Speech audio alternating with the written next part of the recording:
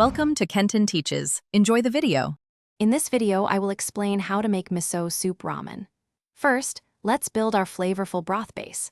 Begin by preparing a traditional dashi, which is crucial for that authentic umami taste. Next, create your miso tear by whisking together your preferred miso paste with a touch of mirin and sake. This concentrated mixture will give your ramen its signature depth. Finally, sauté some minced garlic and grated ginger to infuse the broth with aromatic warmth. Now, let's get our noodles and toppings ready.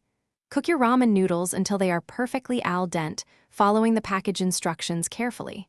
For a classic touch, prepare some soft-boiled eggs, aiming for that delightful jammy yolk. You can achieve this by boiling them for about 6.5 minutes.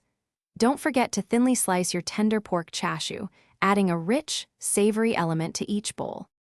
With all your components prepared, it's time for the exciting part, assembling your perfect bowl of miso ramen. Start by placing a generous spoonful of your prepared miso tear into each serving bowl. Then, ladle in the hot dashi broth, stirring gently to fully dissolve the miso.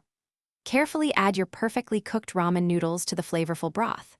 Finally, arrange your delicious toppings, like chashu, eggs, and green onions, artfully on top. To complete your homemade miso ramen, add some finishing touches.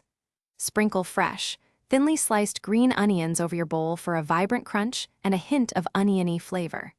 A sheet of toasted nori, or dried seaweed, adds a wonderful oceanic aroma and texture. For those who enjoy a bit of heat, a small drizzle of chili oil can elevate the experience with a spicy kick. Remember to check the description for a link to the Echo Dot smart speaker and other great deals to enhance your home. Thanks for watching. Please subscribe if this video was helpful.